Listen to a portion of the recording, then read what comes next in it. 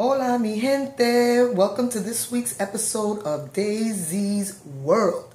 That's me, your hostess with the mostest. How's everyone doing out there today? September 17th is the date, and it's been quite a little bit of an exciting week here. Starting off with, thankfully, the end of Hurricane Irma. Hopefully we don't have to see any remnants of her anywhere. She's gone and out of the picture.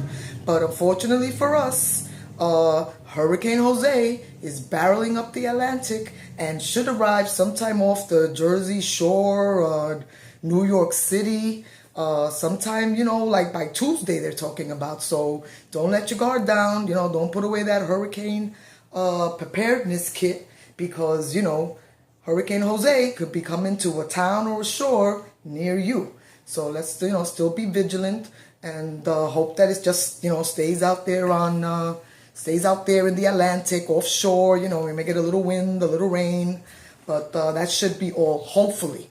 But let's keep our fingers crossed, especially for all of you that are heading down to that San Gennaro festival in the city, my children included, who make the yearly pilgrimage out there. So hopefully the weather cooperates and, we can still do the San Gennaro Festival. That's in New York City. And that's another one of those weird, not weird, but traditions that my family likes to keep. Anyway, so let's see what happened this week. Let's start off with, I'm going to put on my glasses, get used to it because I need them. If not, feel free to change the channel.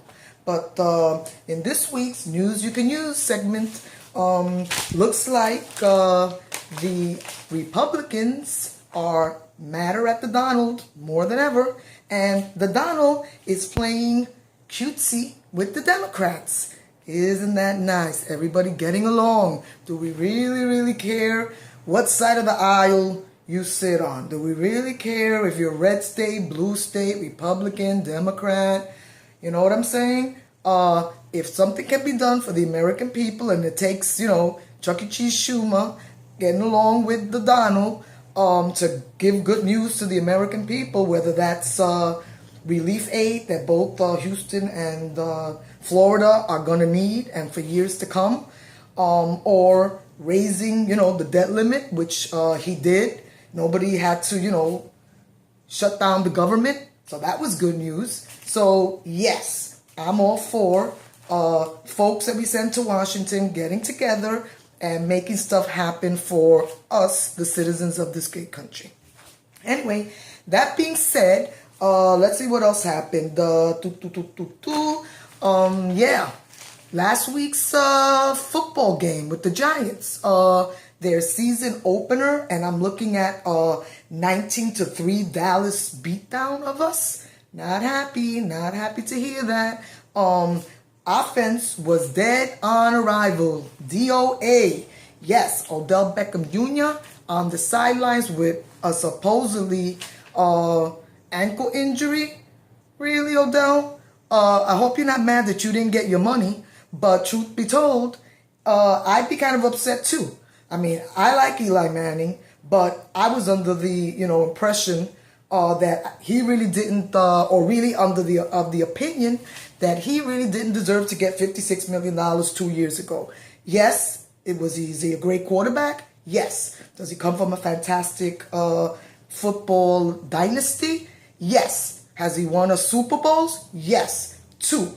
But his career is winding down. And some of that money, in my opinion, could have been spread around a little bit, give Odell, a couple of bucks. Because obviously, football money is not a guaranteed money. And if these people are going to get hurt, you might as well show them the money. So, Giants front office, please show Odell Beckham the money so that he can play. They're not playing tonight, but I think they're on Monday night tomorrow. So, you know what? Let's just hope for the best. Moving on to the Yankees. Last I heard, I think they were still, three games out. I have to check with my brother Danny. But I don't know if they're going to make it. Truth be told, Boston doesn't want to lose. So, I don't know. I mean, at this point, I think my brother will be happy if they make it in as a wild card. But we shall see. And let me see what else I got here that's happening this week before we go into our weird family tradition segment. Let me see. Oh, on our things that you didn't know, or maybe did you know that Lehman College is still giving those great concerts. You can get great tickets. You don't got to spend a lot of money and head on downtown to watch some good music. It's over at their Lehman Center. I don't know if you can see it here. Shout out to Lehman Center of Performing Arts. I was there yesterday with my sister. Got a chance to see Eddie Palmieri. Hasn't lost a beat in God knows how many years. Eddie Palmieri has been entertaining us. It was a fantastic show. And pick up the program. The next one is going to be the, I don't know if you can read this. It's the Boogaloo. For all of you that like that Boogaloo Extravaganza on September the 30th at the Lehman Center. So go ahead. Tickets are pretty good, about $65. I'm not getting any money for promoting. I'm just telling you that if you want good stuff in your neighborhood, support Lehman, support the arts in your area, hightail it over to the Boogie Down Bronx, and have yourself a good time. Anyway, in this segment today, I wanted to talk about weird family traditions. And maybe weird is the wrong word. Just family traditions, things that you do in your family that have you ever wondered, does anybody else do this? Or is it just us or just me? But one of those weird traditions, it got me thinking. I was at my daughter number 4. Shout out to Jenny. Just got herself a beautiful place up in Queens. And me and my sister Denise, we went up there to help her, clean up the place, spruce it up. I'm generally known as the Martha Stewart's of the family, organization, cleanliness. My sister Denise is known as the Bob Villa of the family.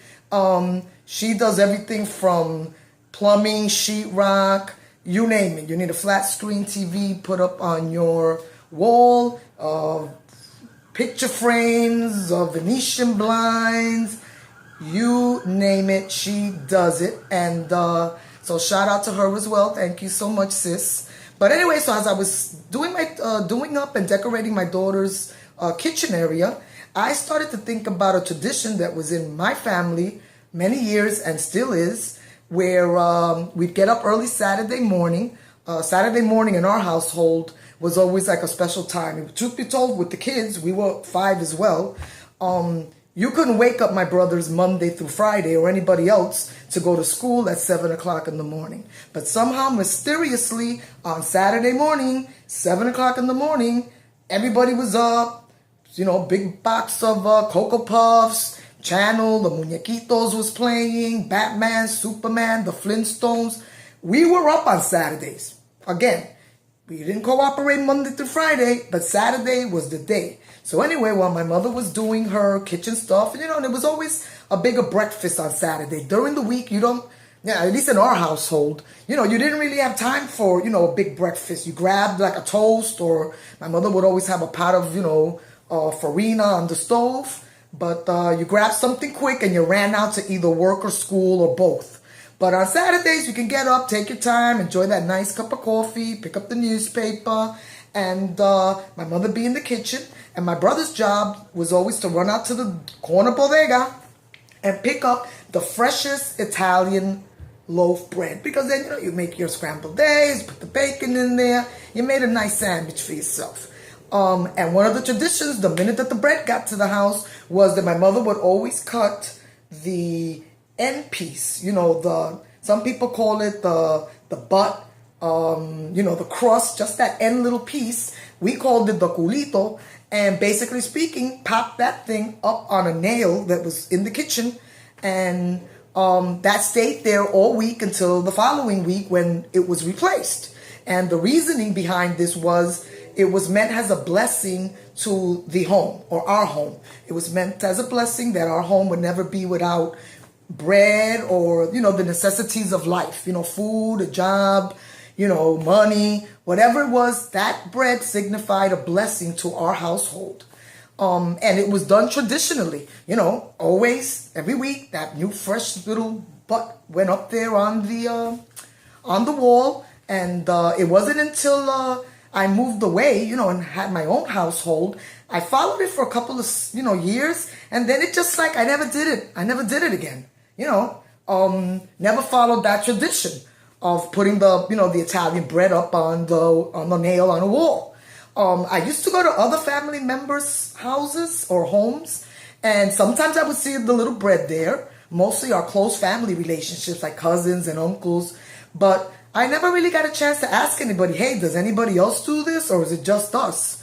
I know my brothers, especially my brother Danny and his lovely wife Lisa, shout out to PA.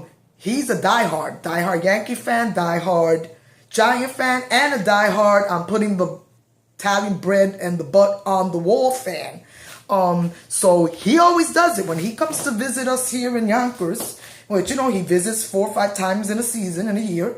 And he cuts the bread when I send them out Saturday mornings to get the fresh Italian bread and puts that bread right up on my wall. Now, I don't have a nail, but technically speaking, after they've gone, and I start feeling bad because, oh God, they're leaving and they pack up their stuff. They usually leave like on a Sunday afternoon.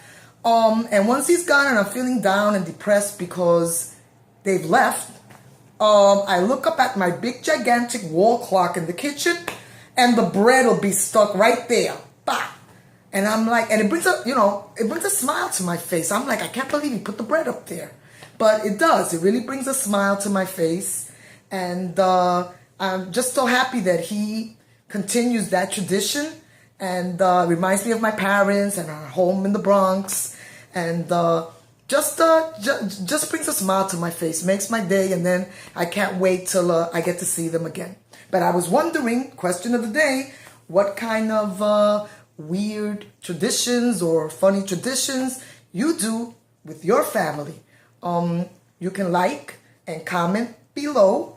And before I go, I just also wanted to say that I've got a couple of videos, or really fellow YouTubers who have helped me a little bit with with my site and my new channel. YouTube is great because besides the how to do anything you need to find out how to do, they've got inspirational videos, all kind of videos that helps with a lot of things. So I picked 3 videos. Want to send out a shout out to video influencers for basically anything that you need to know about how to create a YouTube channel. Those 2 guys are great.